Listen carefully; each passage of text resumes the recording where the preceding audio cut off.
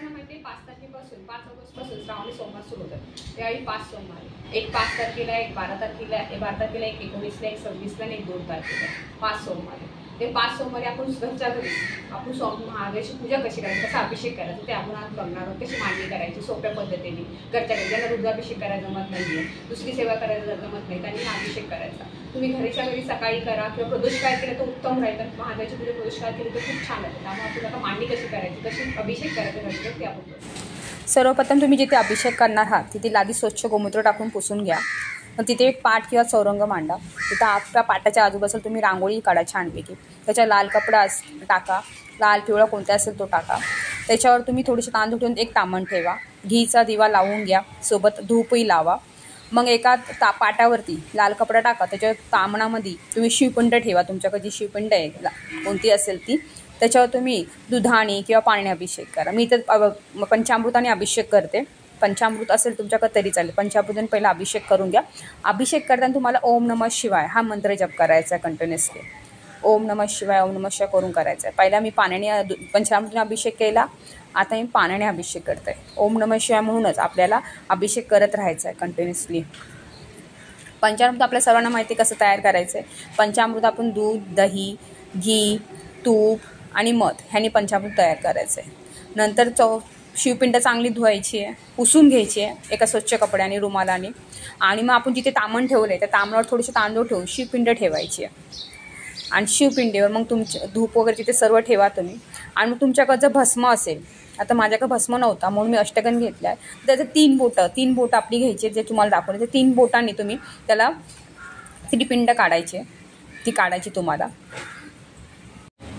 त्रिपिंड काढून झाल्यावरती तुम्ही त्याच्यावरती तुम्ही बेल, तुमच्याकडे जेवढे बेल असतील, सफेद फुलं असतील. आता मी माझ्याकडे फुलं होती म्हणून फुलं आजूबाजूला फुलांचं एक केले, अभिषेक फुलं मांडली, सजवले त्याला. आणि वस्त्र घातले. माझ्याकडे रुद्राक्षसुद्धा आहे 7मुखी, म्हणून ते रुद्राक्ष मी पिंडीवर ठेवलेलं आहे. आणि आजूबाजूला फुलांनी सजावट केली छानपैकी. आणि मग तुम्ही एक एक बेल ठेवायचे. तुम्ही सफेद फूल असेल सफेद फूल व्हा. तुमच्याकडे जर धोत्र्याचं फळ असेल किंवा धोत्र्याची फुलं असेल तीही तुम्ही वाहा.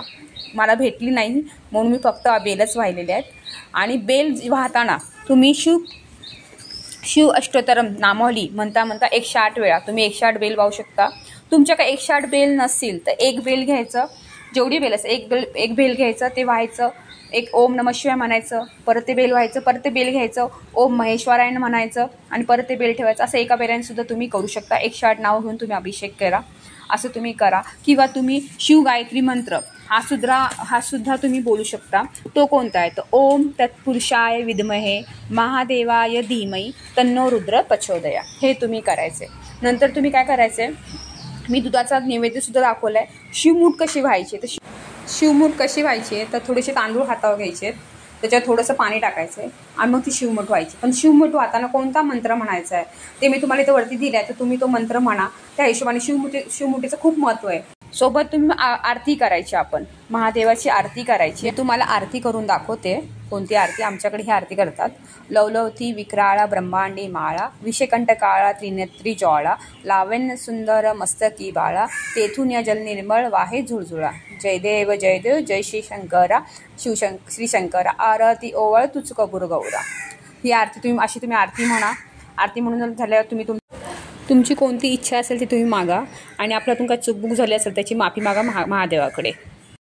अशा पद्धतीने आपल्या मांडणी करायची, अशा पद्धतीने आपला अभिषेक करायचा. सोपी पद्धत आहे, आपण घरच्या घरी करू शकतो. काही सामग्री लागत नाहीये. आपल्या घरात सगळं अवेलेबल असतं, दूध दही सगळं अवेलेबल असतं. त्या पद्धतीने आपला अभिषेक करा सगळ्या सोप्या पद्धती. फक्त त्याला महत्त्वाचं काय आहे तर महत्त्वाचं आहे तुम्हाला बेल आणि सफेद फुले घालून, ते महत्त्वाचं आहे. तर तुम्ही ते ठेवा नक्की, ते पाहिजे तुम्हाला. ते अशा पद्धतीने अभिषेक करा. अभिषेक करताना तुम्हाला मंत्र जप करा. कोणते करायचे, शिव अष्टोत्तरम नामावली ह्याचा मंत्र जप तुम्ही करून एक एक बेल पान अर्पण केलं 108 वेळा तर ते खूप छान राहतं, उत्तम आहे. तुम्ही शिव महिमा स्तोत्र हे तुम्ही पठण करू शकता. शिवस्तुती वाचू शकता. शिवलीला अमृताचं जर तुम्हाला पारायण करायला जमत नसेल तर शिवलीला अमृताचं तुम्ही 11 अध्याय पठण करा. प्रत्येक सोमवारी, तरी चालेल.